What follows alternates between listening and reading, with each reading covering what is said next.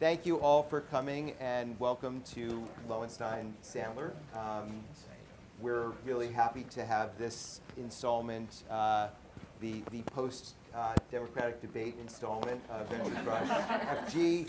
We're looking forward to a lot of crosstalk. I think because Micah in particular was a socialist back in the day and did live for several months in Israel, I assume a lot of people will be bashing him and his appreciation of Fidel Castro. So that's kind of what you can expect at today's event. The way that we're going to work today, and this should be familiar to most of you who've been to prior events, is we'll have this panel discussion for maybe an hour and a half. After that, there'll be a time when we'll try to organize you into breakout rooms.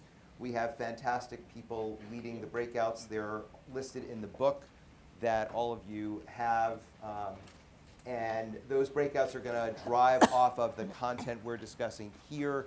They're designed to help, in particular, the founders that are in the current program of VentureCrushFG. I'll give you a little bit of information about what that program is and means. And you can tell who those founders are because they have the green tag, like you want to hold up your green tag, like Tiffany's. So thank you, Vanna. They're not here to pitch, but we're trying to sort of help them think through issues. But it's also a great way for members of the community to get to know one another as well. So we hope that you'll have a robust conversation.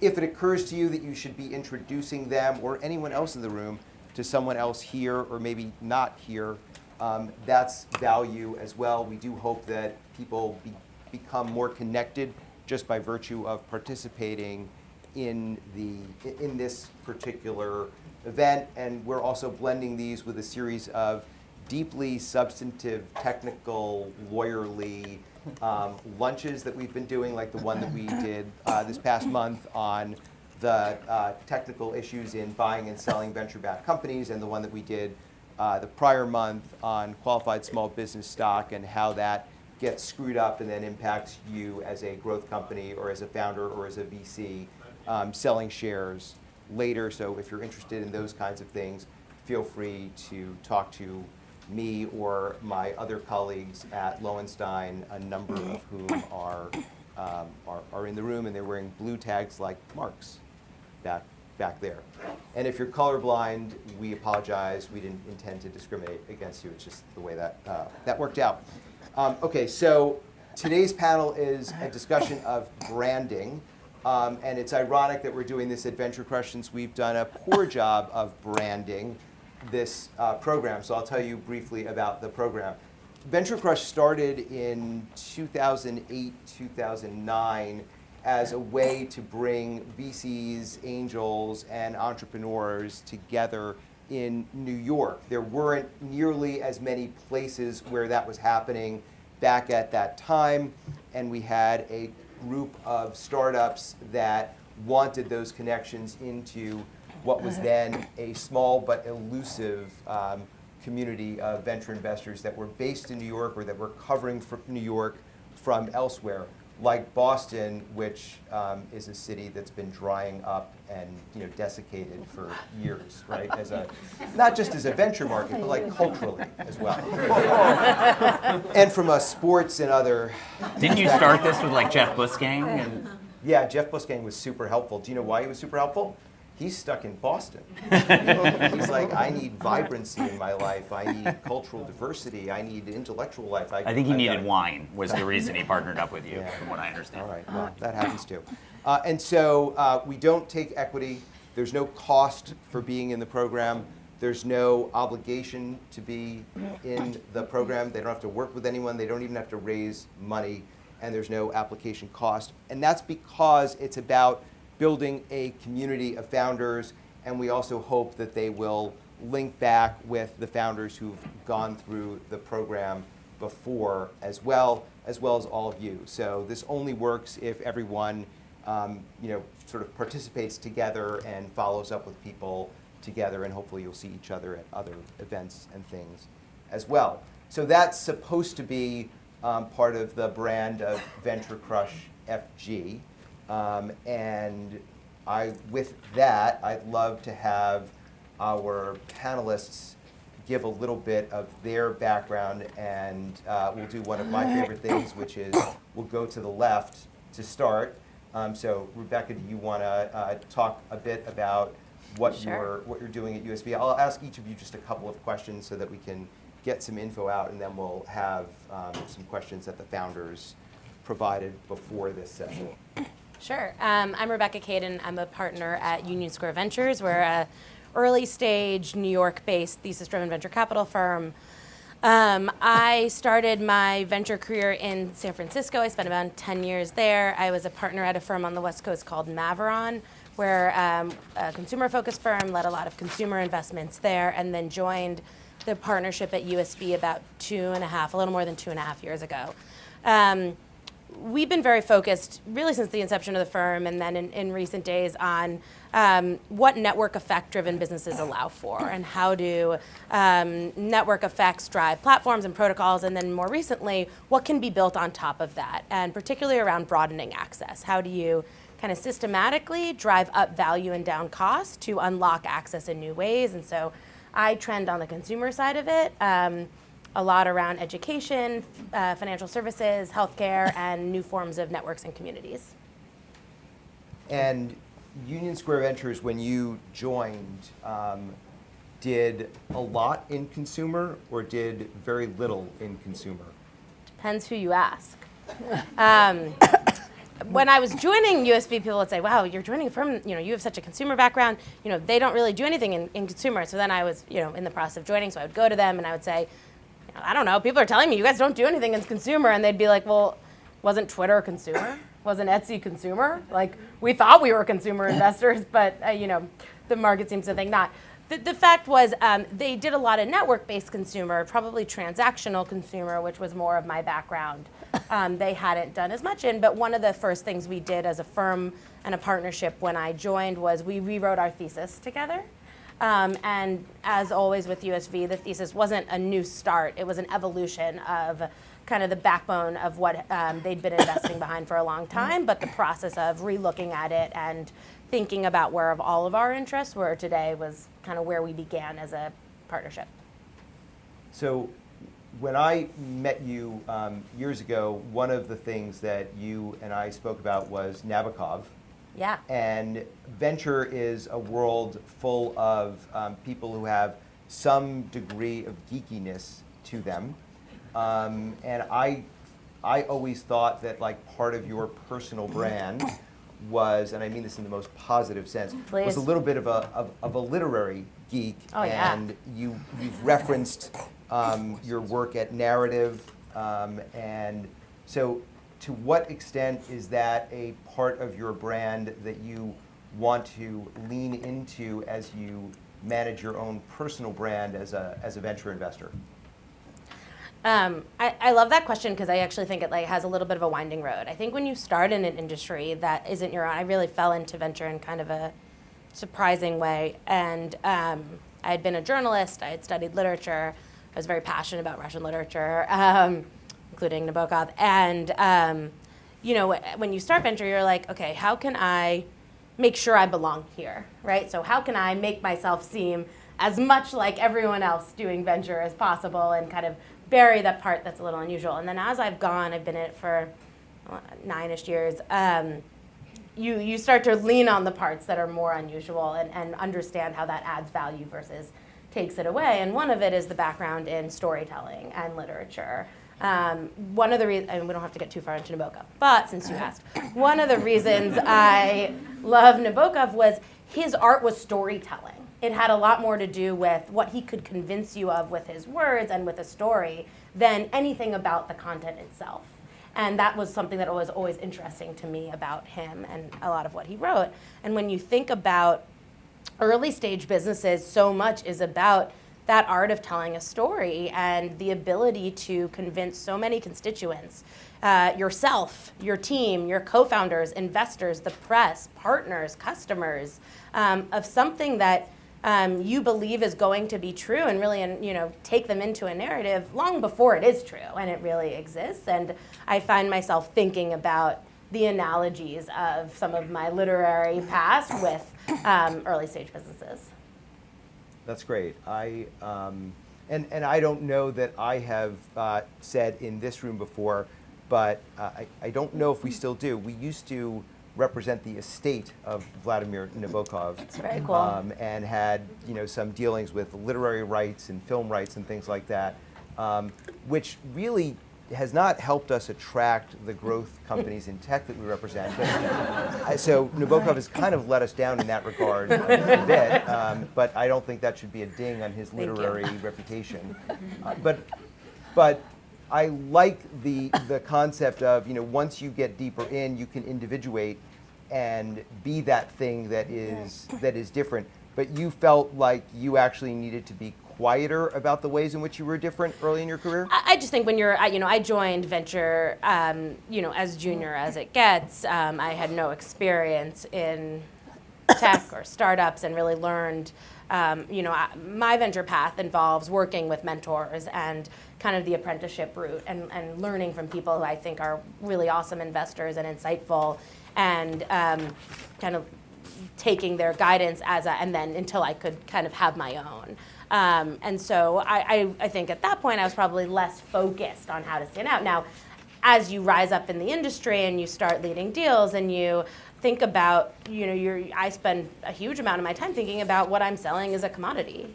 I'm offering capital, and to an early stage founder raising money, it doesn't feel like a commodity because it is for certain hard to get, but it is a commodity, right? And so why is my capital different and why am I different in it, and what insight can I bring to a partnership that is different than what someone else can? And so I think all of that on the venture side ties into this effort towards personal brand. Let's talk about your personal brand, Mr. Kirby. Sure. What do you got for us? Richard Kirby, co-founder and general partner at Equal Ventures. We're a seed stage fund here in New York that focuses on investing in companies that are attacking what we call legacy markets, so categories that have not yet become tech-enabled. Examples might include supply chain, insurance, logistics, retail, childcare, for example. And we're looking for companies that can find some way to demonstrate some economic advantage versus their incumbents. And so that generally means vertically focused marketplaces, vertically focused platforms and businesses of that nature. It's a $55 million fund. We're generally investing anywhere between $1.5 million to $2 million out of a $2 to $4 million round, and we'll invest anywhere across the country and Canada as well. So I want to rewind a bit. You graduated from Georgetown in '08 and immediately went into investment banking. So you weren't to blame for the market toppling a few months after you got there, but you experienced that and stuck around for a couple of years in banking. Is that something that you think deepens your ability to empathize with startup founders? Is that part of the narrative that you talk about? Mostly no. But the part I do think about is that when I was in banking, I was an industrials banker, and so lots of like unsexy industries, like the opposite of technology. Now tech's starting to bleed into those categories, but having that background for those 2 years helps understand the categories that we're investing in now. And so yes to that aspect, but the rest of banking, the long hours, I guess, yes, but the lack of productivity in those hours, I hope not for our companies. And so, yeah, there was many things to dislike about investment banking, but it did allow me to get into venture in the first place, so I can't knock it too bad. But you didn't feel like you learned something important from Rome crumbling around you at the time? Yeah, I guess I learned how to not get fired as everyone else is getting fired around us. Because there were a lot of bodies that were taken out pretty quickly there. At the end of the day, what I learned there is, if you can find a way to produce, there's a spot for you to do something anywhere. And so I think that's also why a lot of our companies look for these like utility players that you can figure out a place to put them in. They'll figure out how to fix things, and that's a big important part of a company at the seed stage where there's so many things that can break and need help on. So you worked at Venrock for several years, and then you were at you worked at Venrock and you were also at IVP, which is really a growth equity fund, a great fund, a momentum investing fund. You're looking for companies before they have momentum. Was there a conscious move away from investing at growth scale? You wanted to be there before there was a lot of data? Yeah, I think for me, when I realized when I was at the late stage, it was a great fund, but back to Rebecca's point about a commodity, I think when you think about the commodity, the highest commodity probably is the late stage. I mean, there's very little differentiation amongst late stage funds, and typically their only asset ends up being capital. And I thought, I wanted to, one, learn from founders and also be helpful to them. And it's hard to do that when you're investing in a company that has 700 people already, and it's on the path to going public in 2 years. Whereas you're sitting with a company that has 2, 1, 5 people. There are a lot of things where they could use help on, and a lot of ways you can be helpful to. And that to me was much more exciting than just writing the check itself. And your website bio, which you presumably have lots of control over, you describe yourself as being rabid. Yeah. Which has a connotation of like rabies. And since we've gutted our CDC, Yes. rabid is not necessarily the best thing to be. Today, So how is that a helpful way that you're communicating your brand to the rest of the world? Sure, yeah. So context for the room who hasn't read the bio. It's a rabid Georgetown basketball fan, which right now is like having rabies. So it's painful. But no, I think the rabid piece, as it pertains to founders, is that being able to do whatever they need to be helpful with. And so oftentimes our founders are busy in the day-to-day and they don't know how to ask for help because they're just focused on the task at hand. And so making sure we're always in front of those founders and asking them how we can be helpful to make sure we can give them as many unfair advantages as possible is part of that rabidness that is less so from the Georgetown aspect. Okay. My last question for you is you wrote this piece that went viral in interesting ways about a year and a half ago called "Where Did You Go to School?" And how has that become intertwined with your identity in the venture community?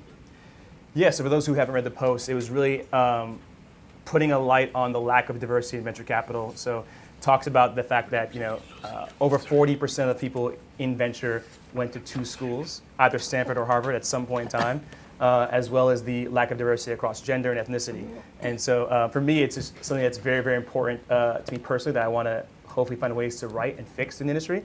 But also, I put the piece out there to say, hey, if you are a founder or co-investor that doesn't fit that mold of Harvard or Stanford and the skin complexion of Ed over there, you can still be a great founder. We want to back you, want to work with you, and so forth. And so there is no prototypical founder for us to work with. It's just, as long as you've got, we think, the ability is have founder markets fit for what you're doing, that's much more important to us than whatever background you may have. Do you feel like that's changed the deal flow that you and Rick are seeing? Definitely. We definitely see, I think, a more diverse, I think part of it is just that obviously I'm a black guy, so I'm going to see more black founders regardless.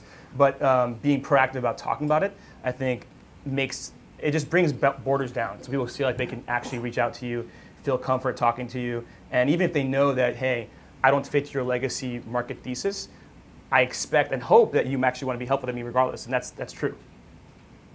Great. Well, I thought it was a great piece and shared it and pretended it was my own writing. So thank you for putting it out there and for the work that you're... I'm glad that you sort yourself. Yeah. Yeah. My turn? Yeah.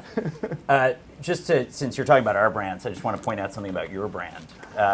You're very on brand today, which is doing the world's longest introductions of a panel possible. And you have stuck to the brand, and I appreciate that. And now it's Consistency. Asia's turn. Asia?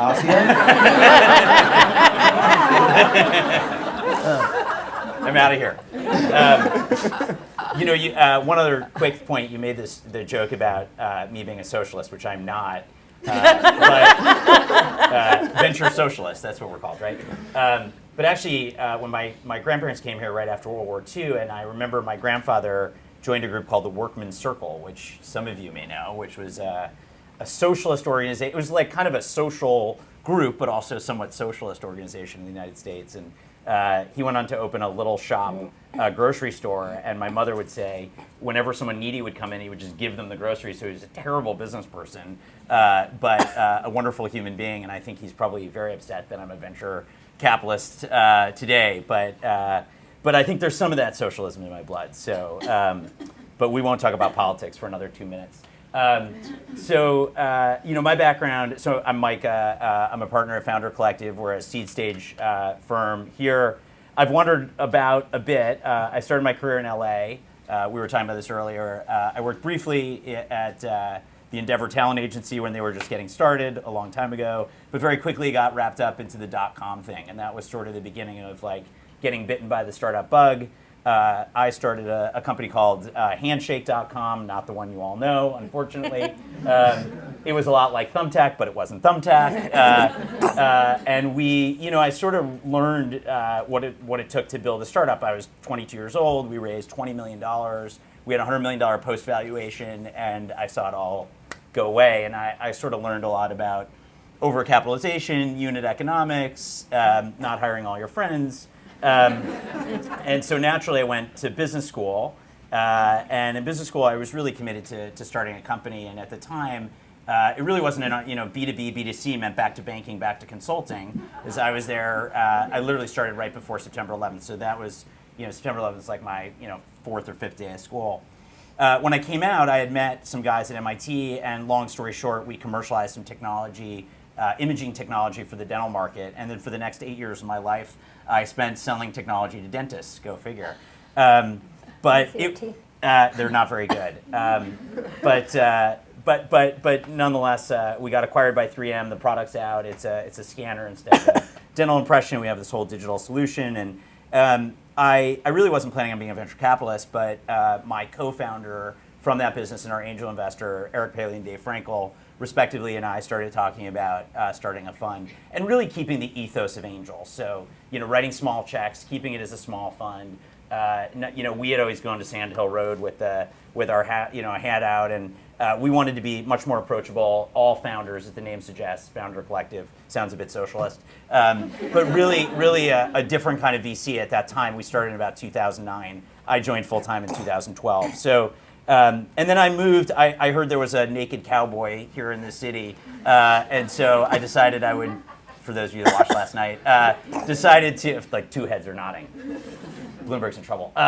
So I moved to New York. Ed was very helpful in those early days in connecting me to a whole bunch of folks, and briefly spent some time in San Francisco, but found religion and came back. So, and then the last thing I'd say about our fund and our brand, I think I spoke to it a little bit.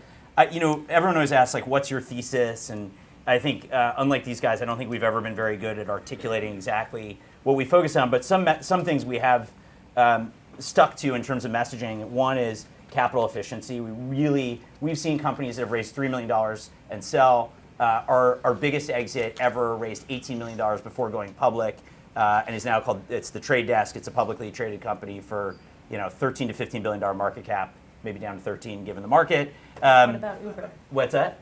But Uber took a lot of capital. Actually, Trade Desk has been a bigger outcome for us, but I think it's a real story of capital efficiency. And by the way, one of the things about Trade Desk, it was actually quite hard to fundraise for that company. So I think the other thing we've learned is, like, there is not a direct correlation between ease of fundraising and success. And sometimes it's very inversely correlated. Some of the best companies struggle to raise money, and that makes them stronger. It's just like in life, sometimes hardship actually makes you stronger. So capital efficiency, we call, the next thing is weird and wonderful. We found some of our best businesses. We recently invested in a shellfish farm in New England that uses technology to grow oysters. Again, we weren't looking for it. We were really enamored with the founder and their approach to making oysters much more accessible.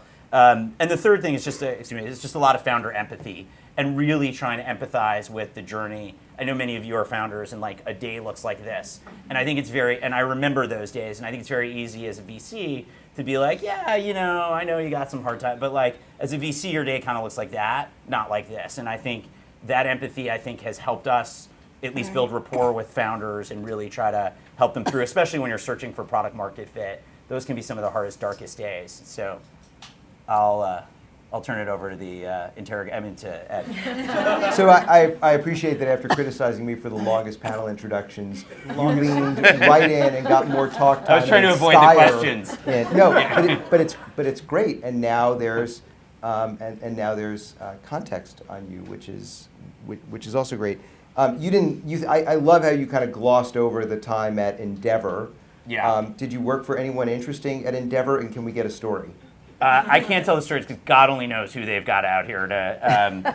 But it was a lot like the TV show Entourage. I have some similarities to Lloyd, but not all. The job was similar. I spent most of my time working for Ari Greenberg. By the way, the one story I could tell is Ari Emanuel ran the firm at the time. Ari Greenberg is now CEO. The legend, Ari was like 25 or 26 at the time. The story was Ari said to, I never heard Ari pronounced Ari. Ari said there can only be one Ari here. And so the legend was from henceforth Ari. There was Ari and there was Ari. They both spelled the name the same way. So that's one of the more tame stories. But yeah, I felt like it wasn't a meritocratic industry. Like I really felt like there was a lot of nepotism and a lot of the shit you saw in Entourage was kind of like what my experience was like. And when I got sort of into the startup thing, I felt like, oh wow, like somebody with no track record, like, and you don't have to spend 7 years like photocopying scripts. You can actually like start a company. And I think that has, then you realize like, hey, mentorship and learning also makes sense. And there's sort of yeah, that was the experience. My last question for you is, we talk a lot in these discussions about founders raising funds. We don't talk nearly as much about venture investors doing fundraising. And I do remember when Founder Collective was in market raising Fund 1. But you now sit in this enviable position, and Rebecca noted your very, very early investment in Uber, and obviously you've got Trade Desk. So you've had, as a fund, you've had extraordinary top 10 in Midas list kind of returns, and you've not really changed the fund size dramatically. So is fundraising for you now just how do we avoid phone calls and not let new people in? And isn't that eating away at your ability to empathize with founders? You should work for CBS. It's a positive. That's a positive. You heard the top 10 Midas Yeah, list, no, Mike. it was like a compliment. It was like a shit sandwich. I'm with you. On I'm brand. with you. On brand. I think I'll answer it a slightly different way. I appreciate the compliment. Part of it. Eric and Dave get all the credit. My partners have been exceptional and we're the only two full-time investors in the beginning. And most of it was timing. In 2009, when they started, there really weren't that many seed funds. There were like 2 or 3 seed funds. And so Uber was having a hard time raising. I mean, eventually that round got some heat, but it was actually the fact that they pitched my partners in Boston tells you that Travis and Garrett, actually Travis hadn't joined full time yet, so it was Garrett Camp. It wasn't easy, like they weren't just getting checks from everywhere like later it would go. I think the one thing about founder empathy, I think it's less about success. I think it's more the longer you're away from actually operating and the more businesses you see, I think it's human nature to become very transactional. The fourth time you hear a business that's selling HR, like I don't want to, but like HR software tracking salaries, like you start to just be like, oh, another one of those. And you have to really stop yourself and be like, this person is, and by the way, they're not all the same, just because the headlines are the same. And I think that's been the hardest thing is like, I sometimes, you can fall into this trap. I hear people say like, that's a good trade or that's a good pick. Or I'm gonna pass on that. And I remember as an entrepreneur this idea that like my business isn't a trade or a pick or a pass. It's a business. Like my whole freaking life is in this thing. And so, but I think it's easy to lose that. Yeah, and to be fair, my comment, which was probably positioned in a slightly incendiary way, was not intended to indicate that I believe that you don't have empathy. It's sometimes when you've achieved the extraordinary success that you have, it can be hard from the founder seat, particularly as you're going for your first funding for your first startup, to see that there is that kind of relatability because you did go through it. And when you were raising money in a dental market, dental related market, not a hot market in venture, and not a hot time. Thank God for the venture. Bostonians. Who funded? Yeah, you got one guy. Yeah. Sir, we'd like you to leave. Okay, Asia, tell us about yourself. Well, congratulations on all the success. And I think answering your question, sort of, I would say, given the fact that we just closed our second fund and have been investing out of our second fund, I would say that fundraising, especially at the beginning, is so distracting. And it is distracting not just for the VCs who are fundraising their own fund, but also for entrepreneurs who have to build a business and fundraise at the same time. So the good news is if it is all inbound phone calls from LPs who are dying to get into your fund, you can spend the rest of the attention on your entrepreneurs, right? Yeah. I'm Asya. I'm a founding GP of Muse Capital. We're an LA-based venture fund. I run it with Rachel Springate, my co-founder. We are a seed stage broad consumer fund. So we invest in marketplaces, products, and probably the best way to explain what we do is talking about our background. So we believe that diversity is not just gender or race. Diversity is also background and where we come from, and you're a perfect example of that. And having come from a non-linear background is really our greatest strength. Both Rachel and I have cumulatively 30 years of experience running business development for early stage startups, as well as large corporations who are trying to find the right startups to connect with and to build value in their own businesses. So I was an early advisor to Spotify when it was about 40 employees. I was a director of special projects and advised the founder up until IPO and launching their LA office about 5 years ago, which is how I met my business partner, Rachel, who herself was advising early stage tech companies in the super important business development activities that you need to, and the partnerships that you need to generate at the early stages of your company, especially if you want to build traction, prove revenue, and scale. So Rachel and I built a career doing that I'm on the board of directors of a soccer team in Italy called Juventus, which may seem sort of out of left field, but actually that is an entertainment business and touches all sorts of technology, sponsorship, branding, marketing. So between the two of us, we have a network of anyone from sports to Fortune 500 businesses. And what we realized after 15 years each of doing this was, why isn't there anyone really in the venture space taking that operational experience, that network, and using it to fuel and supercharge companies in their early stages? Especially in seed, we're definitely not a spray and pray fund, so we invest very carefully. But especially in seed, when there is very little data to go on, you really have to base your investments on who the team is. And more importantly, is there someone, when we look at a company, we think, is this a company that we can do a deal with Disney with? Or is this a company that Juventus would buy, or FC Barcelona would tie into, or et cetera, et cetera. So really trying to think of in-market examples of how these companies can scale. And so once we know that we can put our sleeves up and help our portfolio founders, then we of course invest with capital. But we also invest by supercharging them and trying to get them from that super delicate moment of seed to Series A, because obviously you have to show a lot of traction in that time. So we typically invest in post-revenue, post-launch. For us, our LP base is just as important. So we consider ourselves a supremely strategic venture fund. And that is very important to us, especially with the fact that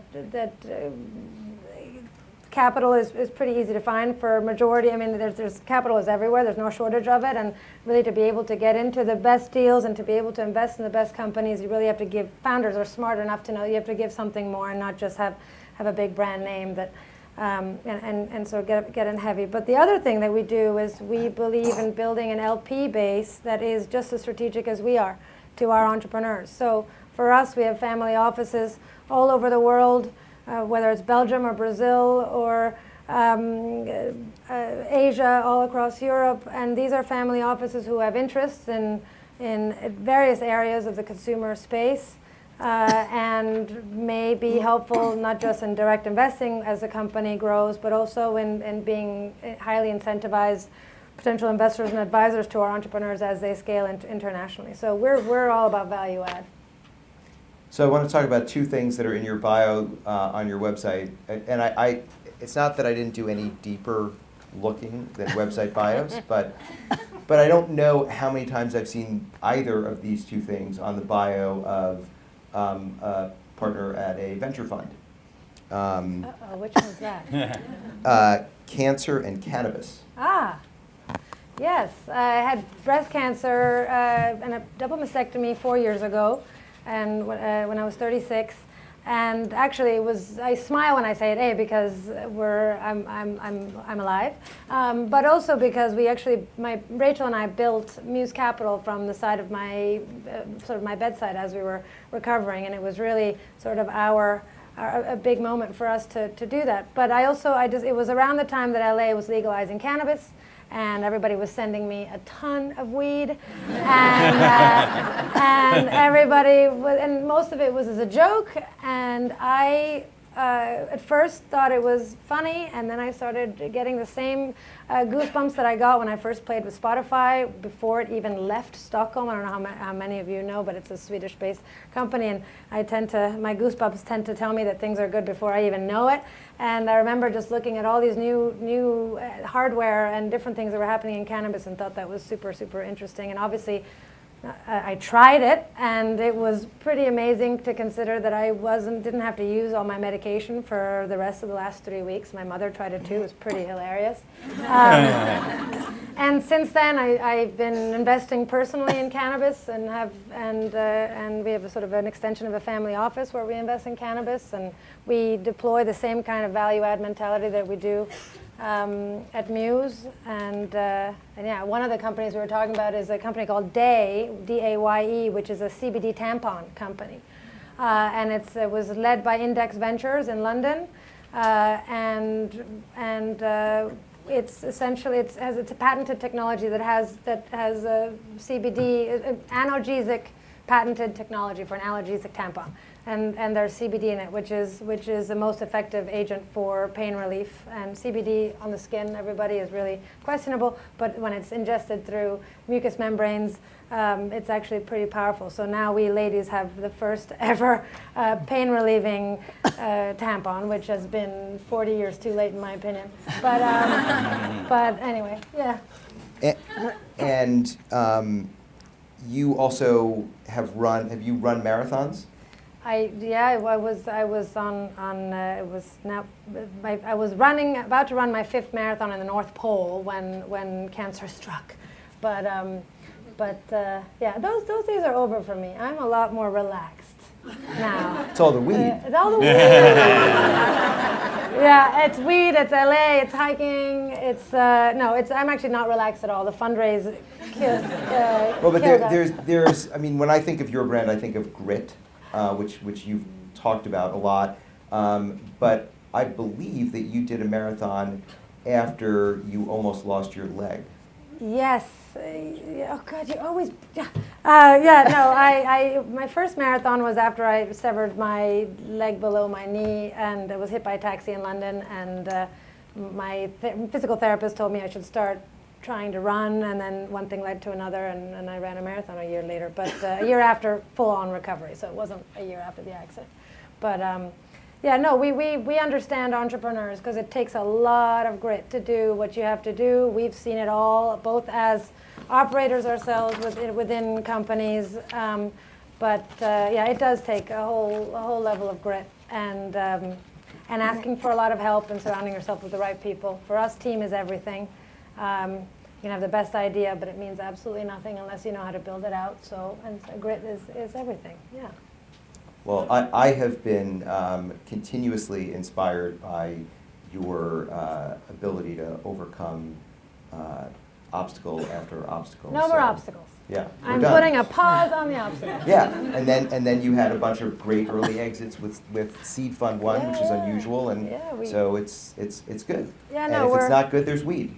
And that little fund is doing quite well too. So we're very happy. It's been really, sorry to make this a little bit longer, but when we were asked to be on a brand topic, I was thinking, actually, ironically, yesterday I had a meeting with a young woman who said to me, "Your Instagram and Twitter is horrible," and I agreed with her. And the truth is, brand is really not necessarily what's on your Instagram or Twitter, just like it isn't on VentureCrush. Brand is what people say about you, and that's your reputation.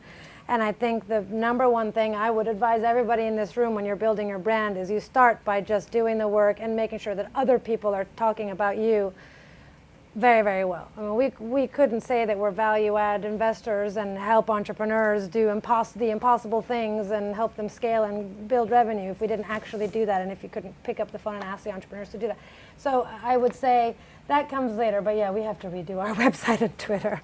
So don't look at our brand, our social brand. All right, Susan, I kind of never know where to begin with your storied career, so go for it. Okay, and those were such good stories, such great introductions. I've really enjoyed listening to everybody. I'm an unlikely VC. So I spent more than 3 decades operating companies, from startups to public companies. I started in the magazine industry, launched a magazine for News Corp that I ran for 8 years. I went to Disney for a decade, most of that time at ABC. I ended up as the president of entertainment, developed shows like Desperate Housewives and Grey's Anatomy, then went to the Martha Stewart Company as the CEO when she was going off to prison. Interesting time to take a role like that, but I've been on the board, and I knew that her customer had not abandoned her. And this is largely to do with brand. We can talk about that later. But they had stayed very true. It was advertisers who had fled. And so I did believe we could build the company back up as long as she went to prison, which she did brilliantly, and it actually opened a lot of new doors for the company.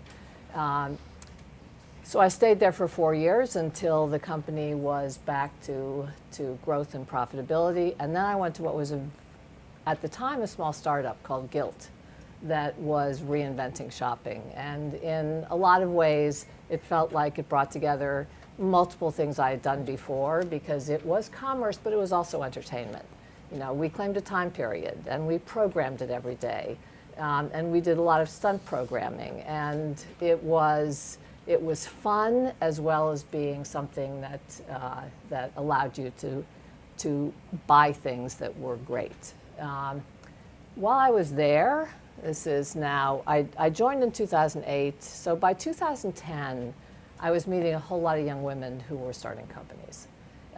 And because Gilt had been founded by 2 women, we became sort of Clubhouse and just a place for people to hang out. I started a monthly breakfast for female founders. We started with about 8 or 10 people. By 6 months later, it was 30, and by the time we stopped doing it, we had to kind of invite people in waves, because we could only hold about 80 people in our conference room, and we had many, many more than that who were coming. So if you think back to the decade before that, there were tech advances that brought the cost of launching a startup way down. In fact, some people say 10x. And that opened the door to a different kind of founder, and a whole lot of women walked through it. These were companies like Rent the Runway and Birchbox and Paperless Post and LearnVest. The first wave of female founders in New York City. They were consumer founders. You know, they were problem solvers. They saw something that didn't work, and they were going to either fix it, or they had an idea for how to make the experience 10x better. And they all had the same stories about raising money. You know, they would walk into a room, it would be all guys. They'd have to explain how women think about X or Y before they could even start talking about their company. And the more I heard it, the more I thought, this is not just a problem, this is a massive opportunity. And largely because everything I've done in my entire career has been focused on what we used to call the dominant consumer. The dominant consumer is women. we either make or we are the final decision maker on 85% of every consumer purchase. And that's not just the obvious things, but it's what healthcare provider, what insurance company you're going to use, everything.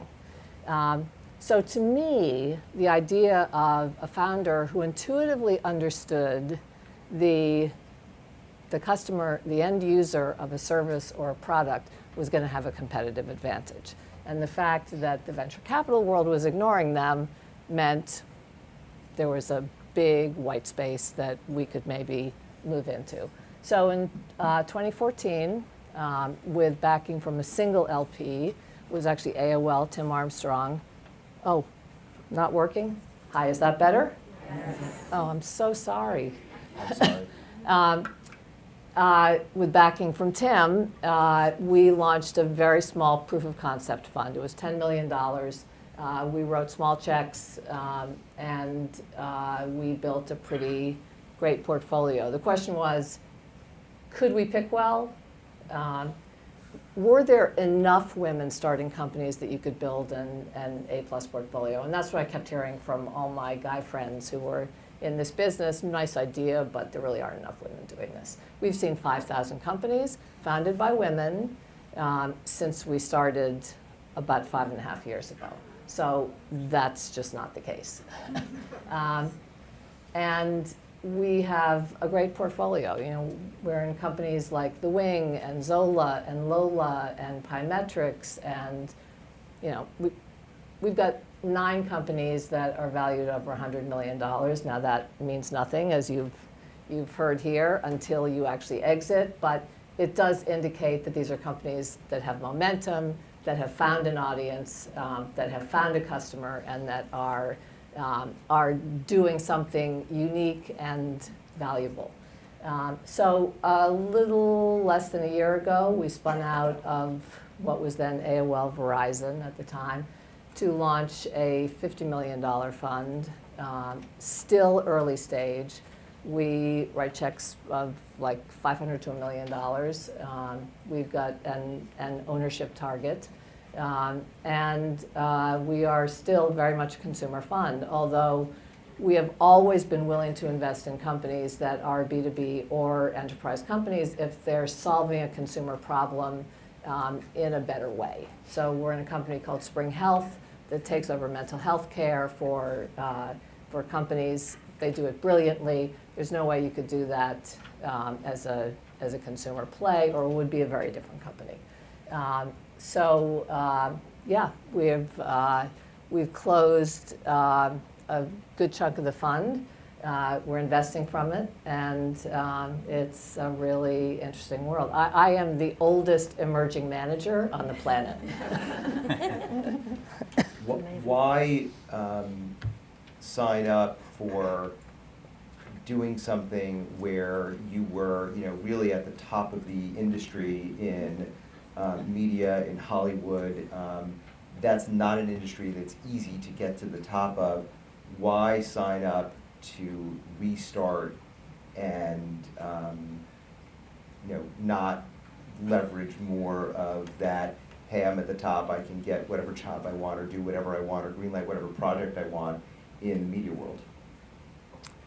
Well, first of all, I think media was changing in ways that I could already see were going to be really problematic. I did not see streaming coming, and if I had, I might have moved in a different direction. But what I will say is that those jobs don't necessarily make you happy, right? There are parts of those jobs that are incredibly fun. There's nothing more fun than pilot season at a network. But there's a lot of other, as you know, crap involved in all of this. So it was really fun for me to go back to a company like Gilt that was, inventing something. And nothing better than to be working with a group of people who are really, really excited about coming to work every day. There's actually one of my Gilt colleagues is here in the audience today. I have always moved from role to role because I saw an opportunity, but also because I was drawn to something. And in this case, it chose me, right? It was not something I had planned for, it was not something I had prepared myself for, but I did believe that I had a lot of skills that I could bring to bear for companies, and that if I thought about how to have the biggest impact on my world in the next decade, it was to, help to launch companies that were going to change the experience of life today. So I have two last questions for you. One is I'd love to hear something about the start of Grey's Anatomy. Just know that I'm current up until the last season. Yeah. And then second, you talked about guilt as an important stepping stone in your Yep. career. I want to talk about the other guilt in your career because earlier you mentioned that the fans didn't abandon Martha Stewart when she went to jail. Yeah. And in fact, it opened some doors. Is that a strategy, the commission of crimes and the pleading of guiltiness, is that a strategy that you recommend for founders that are backed by your nascent fund? Okay, I'll start with the first one. So Grey's was really something that came out of looking at the landscape. At the time, for a number of reasons, all the networks were chasing procedural shows. Everyone wanted the next CSI, the next Law and Order, and shows that focused on women or were really built for a female audience had sort of disappeared. And I walked into a meeting one day, and one of my comedy executives was bemoaning the fact that Sex and the City was going off the air, and she said, all my shows are gone. And that idea of my show, the idea that there used to be shows that women would gather to watch together or would talk about the next day, Ally McBeal, Melrose Place, obviously Sex and the City, it just struck a nerve. And so I thought, okay, let's look for the next great girl show. And we developed a half dozen really good series, I thought. Two of them ended up on the air. That was Desperate Housewives, which was the bigger show at the time. But interestingly, Shonda Rhimes, who was the creator of Grey's Anatomy, has been just a genius at continuing to make that show relevant to people. And the fact that you were able to bring a new group of young residents in every year, one or two of them would click, they'd then become regulars, they'd come back year after year. And at a certain point, I realized that the original audience for Grey's was long gone. And it was my youngest nieces who were really excited about it. And a whole different group of people had caught the fever and believed this was their show. So there are lots of, I think, lessons in both the looking at a landscape and seeing what's missing. What worked once upon a time, you may bring it back in a different format. We look at that often, and in this case, it was a format and a kind of show that we knew had a big base if we could get it right. I never thought of the new residents as like your seed investments, and you were looking at them to see which would migrate into the core portfolio. It's well put. But that is an interesting insight into it. I should have I will realized tell that you that's one what we other were- thing about Yeah. Shonda Rhimes. So she wrote that script without describing any of these characters except by their personalities, right? But no one was described as a black woman or an Asian surgeon. And everybody read the script with their own ideas in mind about who these people might be. And it wasn't until we went into the first casting session And she had brought in actors literally of every race, age, sex, to read for each role, right? It was not like she was trying to cast the African American actor for this particular role, right? But she did true colorblind casting and ended up with an amazing group of actors as a result. But I think that has been her MO from the start. Wow. Thank you for sharing that. All right, so now before Micah gets really angry, we can move into the actual like panel interaction. As long as the check clears, I'm fine. Yeah. Just wait for it. Hold your breath. How important is a brand in evaluating an investment?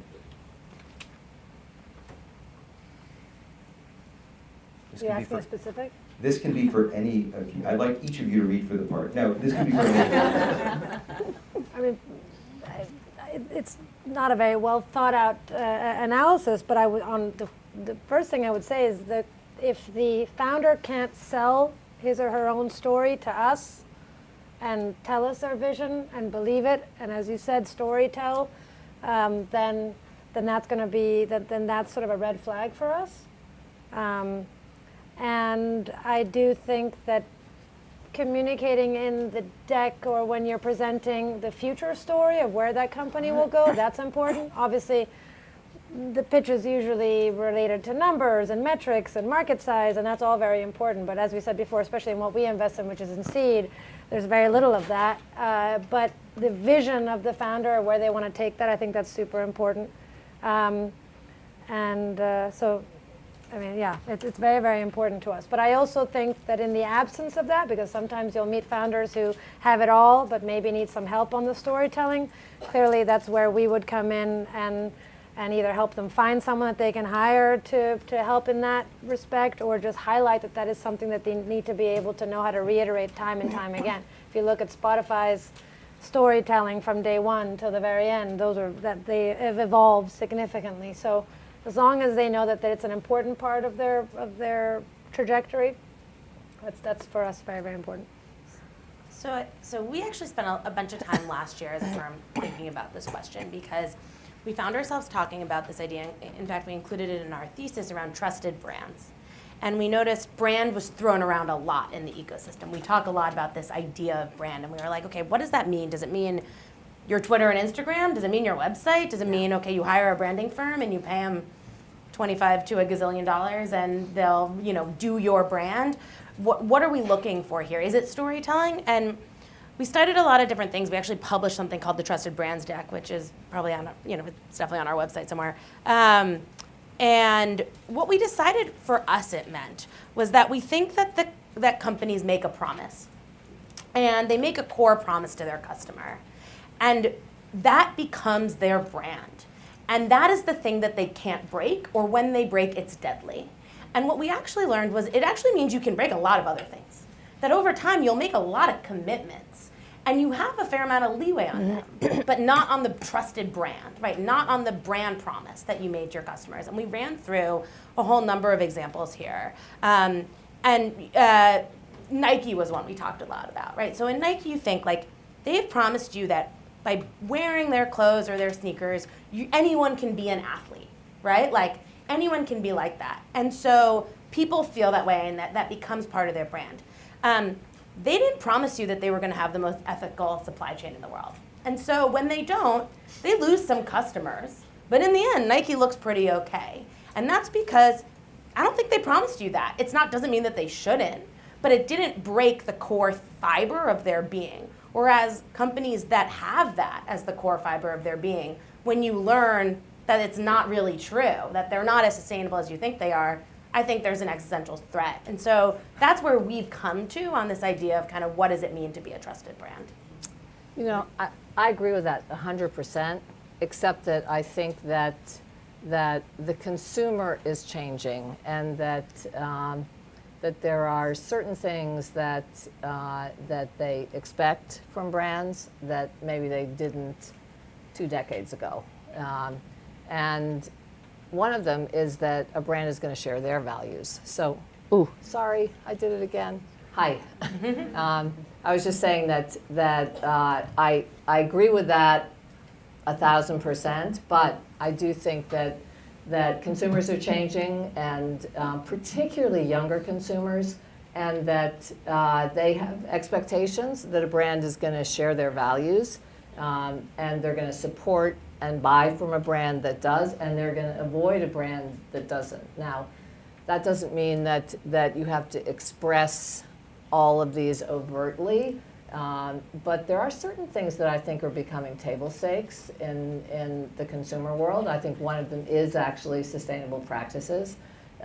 It's just not, I think 5 years from now, you are not going to be able to launch a brand that doesn't have that as a core value proposition. And so understanding what it is that your customer, the person you're targeting, what do they care about? What are the things that they feel are most important in this world? And how do you embrace that? How do you make that a part of what you're doing? We invested in a company called Blue Land. I don't know how many of you know it, but the interesting thing about what the founder did was she started with what she wanted to change. So she wanted to get rid of single-use plastic. And she spent a year coming up with new form factors that would allow her to launch a company that would do that. And they started with cleaning products. They are tabs, right, that you drop into 20 ounces of water and you have Windex but better, right? They did 3 different ones. One's a general cleaner, one's a bathroom cleaner, one's a glass cleaner. But the fact that she could lead with the single-use plastic story has allowed her to really grow this company very fast. They've got a bunch of other things they're starting to launch because she did actually come up with more than a dozen form factors that were unique and new. Not all of them for cleaning products, although many of them, but also personal care products. And she has a CAC of $12 because she did so much content marketing. She also went on to Shark Tank, which helped the awareness. But the combination of leading with something people wanted to talk about and read about, or a certain group of people wanted to, allowed her, once she started marketing the products themselves, she was able to do customer acquisition at a significantly lower cost. One more thing I would add is that we also have to see if the founder is actually on brand for their product, their business, their market, as well as to lead the team that they want to build. And it's very easy to see when a founder hasn't spent time in the space, isn't passionate. Yeah. They may be growing a business quite spectacularly, but if they don't have that brand on brand for their category and business, it's really hard to get excited as a founder to believe that they'll go the distance to scale, because as everyone mentioned before, it's really hard to build these businesses, and if you're not passionate about it or not on brand with it, as these obstacles come about, you're probably going to flame out and not decide to push further there, or do things that feel unnatural to you and maybe not good for the business long term. And so we care a lot about the founder being on brand for that business as well. Yeah, and I was building on what Rich said. Like, I think in the early days, it's a series of little decisions that I think one is it's easy to take for granted, but actually all rolls up to brand. So, like, I think it's easy to think about brand like, oh, it's like marketing or finance. It's like another function, but I actually think it isn't. I think it like pervades everything, and I think culture and brand are actually very inextricably linked. In that, I think so if you think of companies like Salesforce, they talk a lot about the aloha spirit, everything around there. They even have a restaurant. I mean, they're big enough now to have a tower in every city and a restaurant in the tower. So we should all be so lucky. But like the restaurant has an aloha theme. The product, actually, the little logos. And Siri found it on the web. If I say it again. That was Benioff. That was Benioff. Yeah. Boy, that was weird.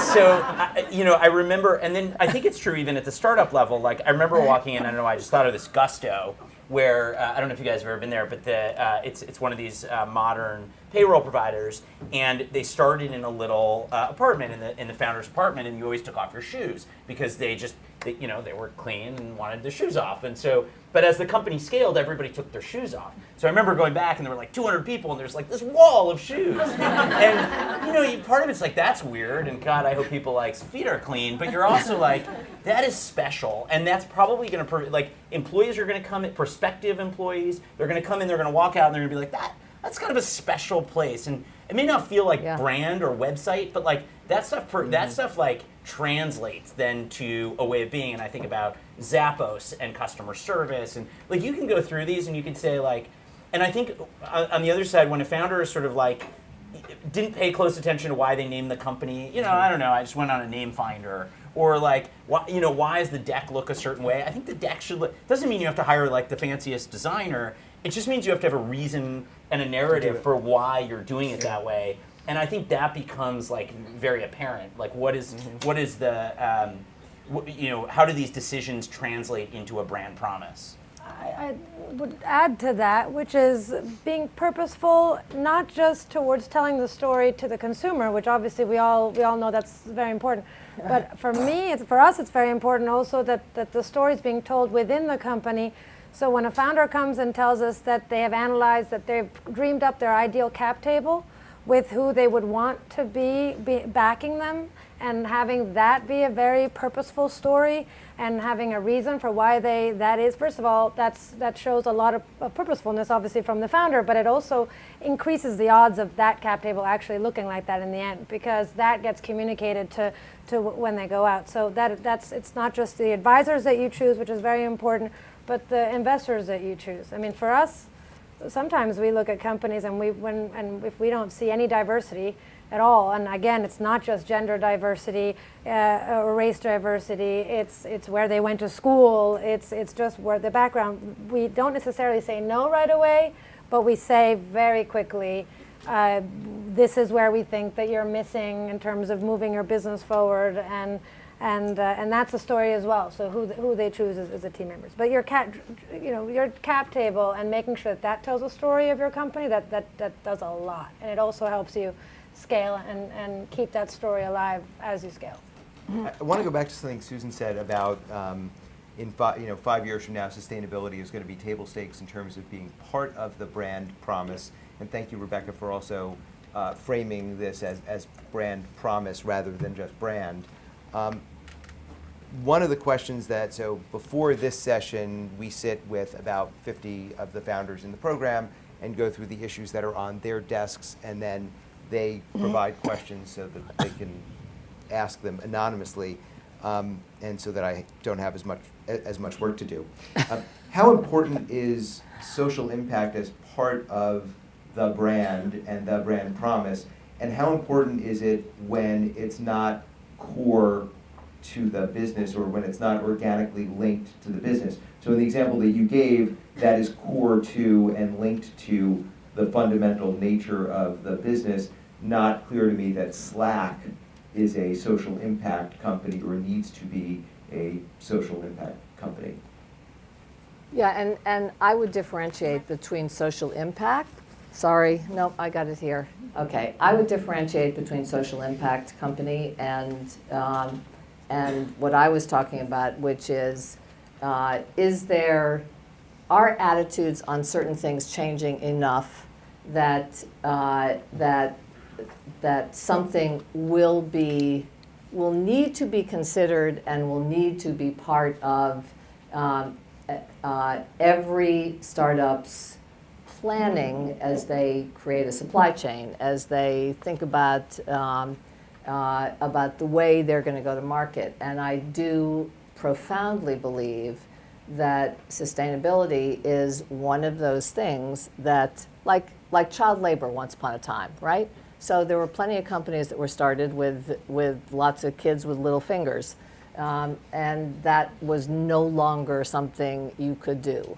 I believe, whether it is beauty, it's fashion, or it's a furniture making company, or it's you name them, that sustainable practices are going to be a must.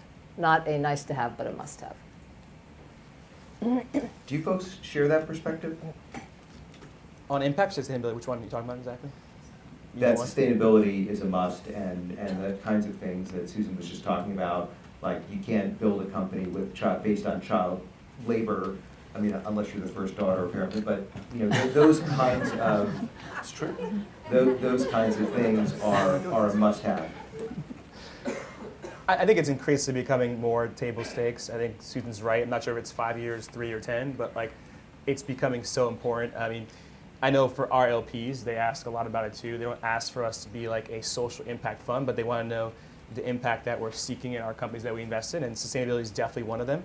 I think broader impact focus, I think everyone on the planet wants to work on something they feel passionate that will have an impact on society, and it's a great way to attract awesome talent because it's one way to be driven by making money, but making money and be able to make a large impact on society is I think quite impactful. And so when we think about some of the categories we've invested in the elderly care space of a company that's helping folks find a nursing home for their loved parent or loved grandparent, that's very, very large impact, but also very, very lucrative.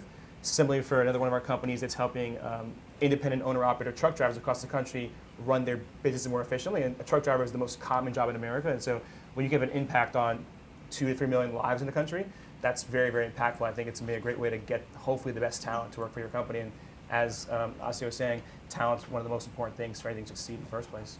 So I'm slightly more skeptical. I unfortunately, I have yet to see, and I hope it changes, but I think consumer behavior has suggested to me nobody's willing to give up certain creature comforts for sustainability. So, you would have thought, I mean, it's pretty obvious that gas-guzzling SUVs are bad for the planet, and yet sales, I think, have continued to increase.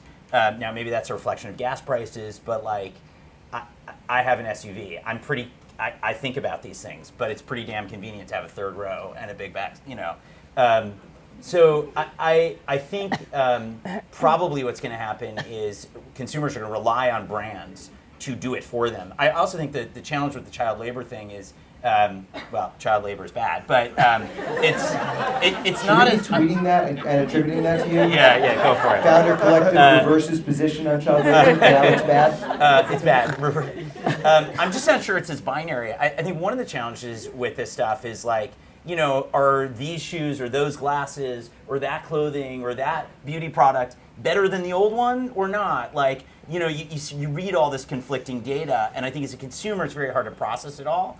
And I think so. I am or buy that stock and not that stock. Is Apple more sustainable than Turns out it's actually hard to know. And so I think it's interesting. I think we are skeptical that companies that use it as an add-on. So for every pair you sell, we do this.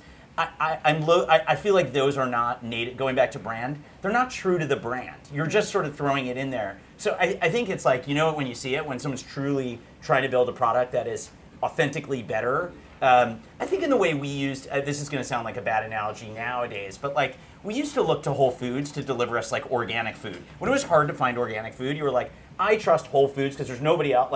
The Stop and Shop does not have as good food as the Whole Foods or Fairway.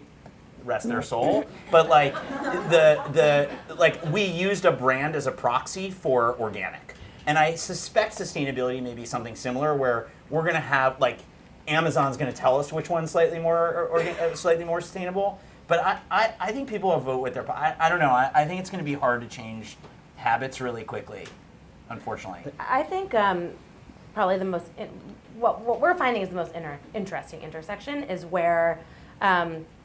Biggest consumer problem sets meet highest value, lowest cost, and values-aligned impact. So here's an example. So I would argue that one of the best companies to combat the climate crisis is Zoom, because it allows you to do things that otherwise you would have to fly for or take an SUV or, I was telling them earlier, we're suggesting our portfolio run some experiments around remote work right now because we don't really know the result of the coronavirus is going to have on some of their workforces. That's all done on Zoom or Google Cloud or whatever else you use. But Zoom stock is wildly up in the last week. They didn't make these trade-offs, right? They built a product that had a huge consumer need at a lower cost and easier to use, and it had this value alignment with a lot of their customers. Obviously, that's very hard to find. It's hard to, think about exactly what those use cases would be, but I think there are others that meet that kind of, consecular circle middle point, and that's kind of what interests me in kind of finding those opportunities. And how much time, sorry, first of all, I'm impressed that we got this far into today's session before the first coronavirus mention, but Sorry. how much time should people be spending as founders of a pre-launch or just launched business harmonizing on the brand? And in particular, you mentioned the notion that someone went on Name Finder to come up with a corporate name. This is also corporate identity. And if you say brand, it sounds really important to do it at the start. If you say corporate identity, it sounds like something you do a lot later.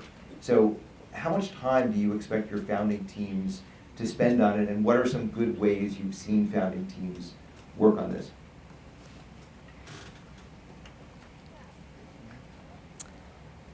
I find that more and more companies now spend less time on like name picking up front and more figuring out what's the idea that they want to go build, what's the category they want to go approach, because you can like have a corporate name and have a different name for the actual product. So I think name is less important, but I think the ethos that you want your company to be built, similar to the story Mike mentioned about Gusto, I think that happens very early on, and you want the first 3, 4, 5 hires to reflect that ethos.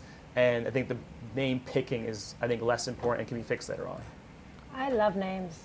I actually think, well, obviously I invest in consumer. I think consumers need names that are easy to remember, that connect with them in a certain way.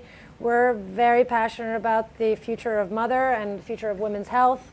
And so we've invested in a company called Motherly, which is the largest platform and community for millennial moms.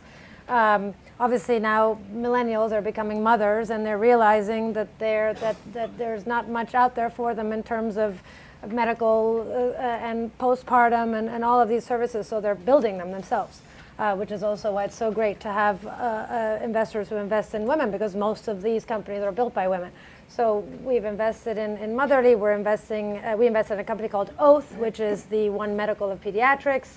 And we've invested in a company called Mommy, MAHMEE, which is in the postpartum care. So it's teledoc care for women who leave the hospital and don't know what the hell to do with breastfeeding and all of that, which is really a nightmare for a lot of women. I haven't gone through it, but Rachel has a 6-month-old, and actually she got us that deal during maternity leave because she used the service after we had passed on it and stalked the founder and made sure that we were going to be her most helpful investor.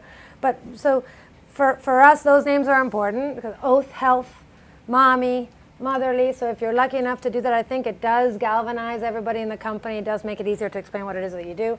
But on the brand side and sustainability, I mean, we believe that companies have to be impactful, not necessarily being an impact investing or impact company. So as long as they're contributing to the greater good and making our world better, I think that's in the brand. But I love names. So because you said I love names, say your full name for us. Mm-hmm.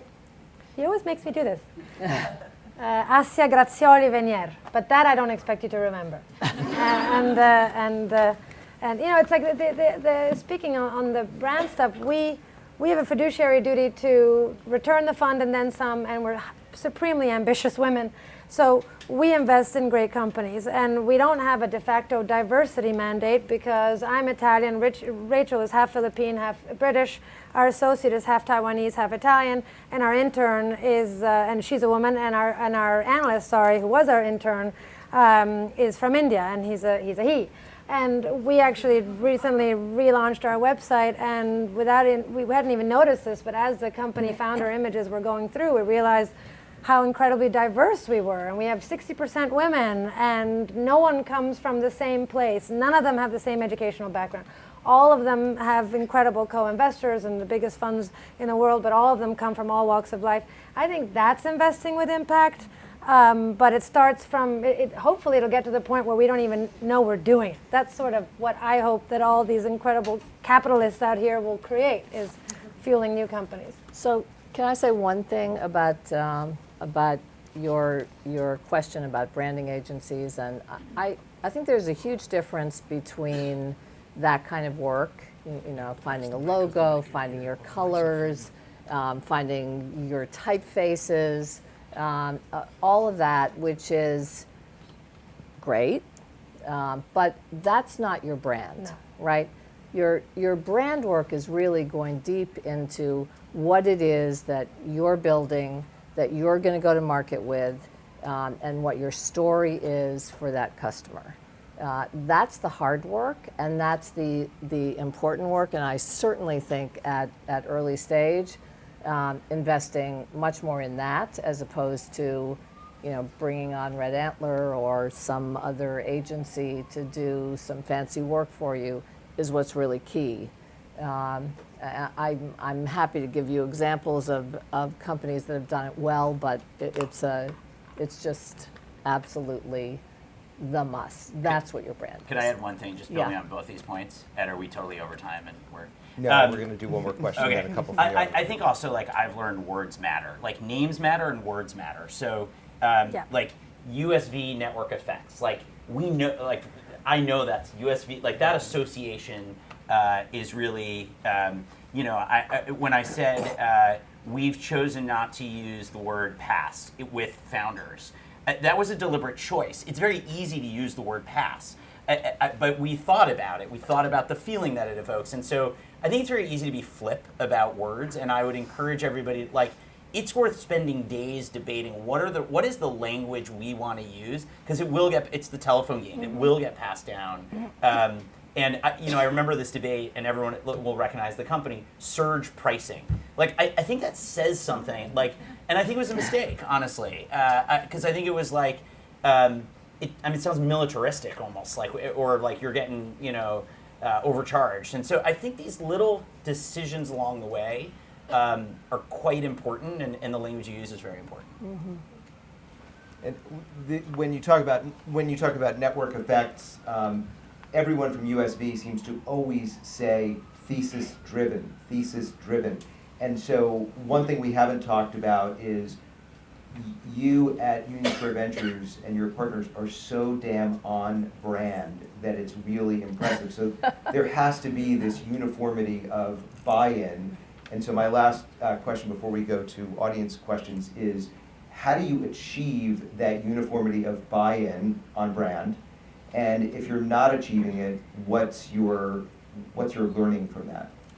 It's a funny question because I agree, and yet if you know USB, it's a partner-driven fund where we're wildly different from each other and each have pretty different interests, and there's no structure to the whole organization, which is our best and worst quality.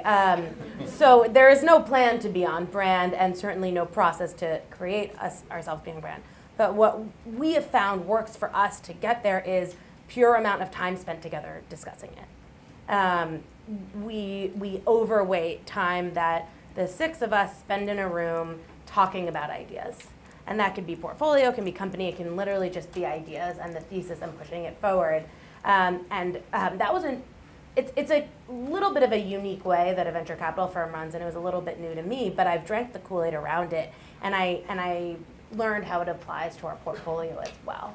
Because I think some things can be crafted, they can be masterminded, and you could build a rule book. And some of it comes from an organic process of deciding things together and building together. And the more we emphasize that, we have this saying at USV, we're like, that was a good USV moment. And it was when we were all in sync, when we knew we were playing at our best and it was really working. And then there are times where we've all been traveling, things are, some people are here, some people are there, we're a little bit off thesis, and it's not a good USV moment. And I think that there are similar things in companies around, that feeling of harmony when it's really clicking together. And, I'm a fan of remote work. I think lots of good, interesting things are happening in workforce development, but I do think there's something to be said, particularly at the earliest days, of being together, side by side, just figuring this out as a team and seeing the results of that. Okay, let's get some questions. Go ahead. Hi, thanks so much. So I'm Marie Berry, the CEO of Cara, which is a marketing platform, and we actually scale marketing material for companies while making sure they stay on brand. So this is super fitting for me. I see, however, I work usually with large companies. We just onboarded TikTok. We have repeated. But I'm really curious about like startups because we're trying to open it up to smaller and medium-sized businesses as well. Because we see the spending flipped now with the explosion of e-commerce and all the integrated comms. So I see marketers spending more time crafting the medium versus crafting the message, right? Because it's more important to be seen in every channel versus having the most sophisticated look and feel. So what do you see, like any, like of your portfolio companies, how do they scale effectively? Like, are there any tools they're using, like, or is it really through agency, through freelancers? Like, how do they manage to scale, and with that, be able to compete with those large brands? I guess I'll take a crack at it. So, my advice is always like when you're small, you got to play your game. Meaning you got to play to your strengths. You can't try to do everything. I think when you're a big company, and I may go political here, Ed, so you can. But I think it's what does. I think it's why Bernie and Trump are so successful. They play to their politics aside. When Elizabeth Warren last night said, and I'll answer your question, but but I just had to. It's like almost time. He's in his robe tweeting. On one hand, it's a put down. On the other hand, it's like you're hearing it from the horse's mouth. Like you as a constituent are hearing directly into the brain of Donald Trump. And I think the relevant takeaway for a startup is not try to be manufactured, because it is clear you can't be manufactured. This is a little bit of my concern with Bloomberg. But you can't. It is obvious when there's an organization, and I think as a startup, you have to be who you are. Like you have to be talking to the audience. I think Guilt. Like I really felt like the flash sale. That like I do feel like you were like this idea of the bargain. Like I think you guys did a great job of like owning the stuff that you were going to own and making the kind of hard choice. So like for us as a firm, we spend a lot of time on content. In fact, we're starting to do some stuff on Instagram. I don't think it's very good. It is not native to us. We're trying to take our content, put it on Instagram. Now you'll see it, and maybe you'll tell me it's good or bad or whatever. But like, I just feel like it's not native, and we're not playing to our strengths. And so I think, like, as opposed to trying to be on all these channels, like I would say, like, what is a channel that could be unique to you? Mm-hmm. Is that a podcast on marketing? Is that an in real life event in a bunch of different places? Is it getting a bunch of marketers together over coffee, or like, I don't know what those things are, but I think you have to pick, and you have to pick which ones like play to your strengths. SeatGeek spends a lot of money on podcasts, a huge amount, but they believe their audience is there. And the Bill Simmons podcast, which they underwrote for many years, as a small company, by the way, spending a disproportionate amount on podcasting, was that they felt like that was on brand. Bill Simmons he's like the nerdy sports guy. That's exactly what SeatGeek is about. And I think those are the choices you gotta think about, especially when you're small. So, yeah, if you want to stand up. Hi, my name is Alexandria Carroll. I'm the co-founder of License to Drift. It's an AI-based destination discovery platform. And I have a question that sort of piggybacks on some of your remarks regarding personal brand identity with your company. And sometimes you hear chatter that like more successful founders marry the two. So for example, Emily Weiss and Glossier. At the same time, you can see that go left with some other brands. So I'm curious, in terms of your portfolio, what have you seen work well, and what would be your suggestion areas? And repeat the question when you answer. Yeah. So it's the founder's personal brand and the brand of the company that they're running. That can be a startup, or it can be a venture fund, or whatever it is. I do think that the founding team is important to sort of build their brand, but I also think that we've seen, and I don't want to name particular companies out, but there has been a few instances where there was some confusion, and the founder would make the social and communication more about themselves rather than the company that they were building. And I think that I've seen that in some instances in some of our earlier portfolio and in other friends' portfolio. So there is a thin line between finding your brand and your company's brand. I think you just have to constantly check that what you're doing to communicate your brand is actually serving what you're trying to achieve. So, one of our companies is in the mother services space, and I don't want to mention which one, but for a while at the beginning, she felt so forced to create some content on Instagram that every Friday she said she had a "What are you wearing?" day, and everybody posted what they were wearing and the brands, and it had nothing to do with the consumers she was trying to talk to or the product she was trying to build. It was completely chalk and cheese, but that was her desperate attempt of trying to communicate because everybody else was doing it. And so we instantly called her and said, this is clearly not something that you want to be doing because you're just desperately trying to find it. So we always urge to say, less is more. Don't confuse your brand with your company's brand, but find that right balance. There's no real right or wrong. I do think that as companies scale, your board, your financiers are going to ask you to not step down, obviously, but ask the CEO to be more, sort of less on the operational side every day and just letting the company build itself and have that be the main thing. So you want to try and wean off it being connected to you. For us, it's the same thing. Obviously, now we're very much the brand of Muse Capital, and we're very proud of it, and it's very much our DNA. But we're all about creating the future partners of our business. Maria is hopefully going to stay with us forever, and will end up being a phenomenal partner, and it'll end up being about her brand. And in order to have any succession, whether you're a venture fund or the CEO, founder of your own startup, you have to think about succession and scaling. So you don't want it tied to you too much, because then once you're out of the picture, there's no business, right? So, I think the other thing I'd add there too is if it's natural, weave it in as much as possible. Like one of our companies I mentioned before is in the logistics space, and so they focus on truck drivers. The CEO ran a trucking carrier in Venezuela, ran one in Miami, and so he can just speak the trucker language so well that he can sell his customers so effectively. And he hires folks, I guess more to your point, Asya, that are like him, who were truck drivers, who can continue to spread that message alongside. And back to the, previous question, their best channel is they literally send people to truck stops and sell truck drivers at the truck stop. And so they found a channel that works really well for them. That's not digital at all. You could argue whether or not it could scale or not, but it works really well for them at the current size of the company. Yeah, and I would just say I don't think there's one right answer here. So think about Martha Stewart, right? There are plenty of companies. Think about Steve Jobs, right? He was so intrinsically the brand that it was a big part of their ability to grow and break out and become dominant at a certain point.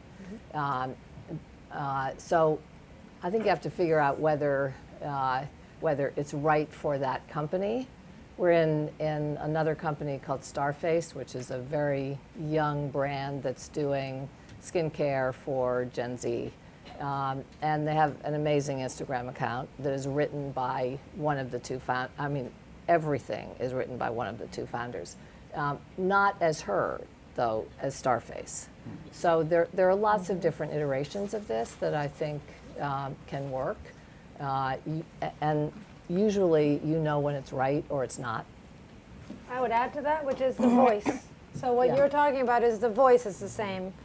And if you're not the face of it, or because you don't want to, or you want to, at least there's one person and one unified voice that's telling that story. So we have time for one last question, and then we'll go into the breakouts. Let's go right here. Hi, my name is Agya Mathur. I am the CEO of Avia. I'm curious, especially with a lot of these hyper-growth companies that have started to, take a toll on the way down. They weren't really focusing on unit economics. They were focusing more on hyper-growth. A lot of that might have been based off of their brand.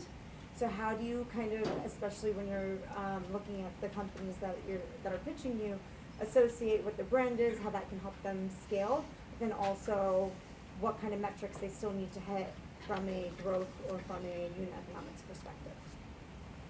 We're all about revenue. So I mean, we invest in companies that have proved revenue and have shown us time and time again that somebody wants what they're building. So we're really all about seeing the progress in revenue and scale, and so that's sort of how we're mitigating all of that.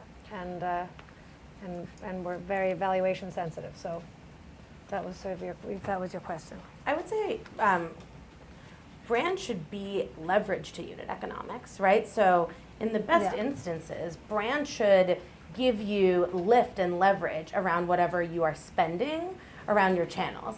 If ever you're seeing that opposite, turn upside down, which can happen, right? Where you're spending into brand on the hope of some kind of future payback, that's where I think it gets quite dangerous. I think, if you think about the best examples, at my previous firm, I led an investment in a business called Dolls Kill, which is a very bold, edgy brand that had a big voice. And they are maniacal around leveraged unit economics and how that they do a lot of math around how that brand drives down that CAC pretty much close to zero to give you, as much margin as you can, and always think about CAC as cutting into that margin. And so I think you want to really tightly align those two. So that will conclude the Q&A part of the panel. I'm hopeful that these folks will stick around for a little bit as well.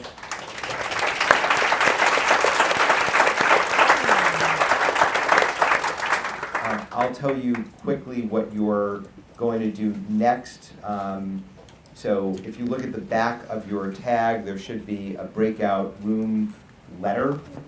The rooms are alphabetical, so you should be able to find them. And if you have questions, you can ask any of us with a blue tag, and we'll help get you to where you need to be. We're going to have those breakout rooms to try and have a conversation that drives off this content.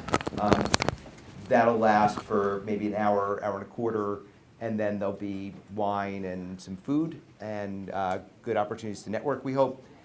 On May 6th, we have our VentureCrushFG next event, which is about scaling your startup and product market fit. So if you didn't understand all the stuff about LTV, unit economics, CAC, you will next time. We've got Haley Barna from First Round, Jeff Busgang, who was name-checked earlier by Micah from Flybridge, Kirby Harris from Base Ventures, Satya Patel from Homebrew, Jody Sherman-Jahik from Aligned Partners, and Monique Woodward joining us for that. And on June 25th in San Francisco, our Venture Crush SF event, which is a big annual shindig we do out there. And I want to thank Rebecca, Richard, Micah, Susan, and Asia Grazioli Venier, who had the great line, "We are supremely ambitious women." So thank you all very much.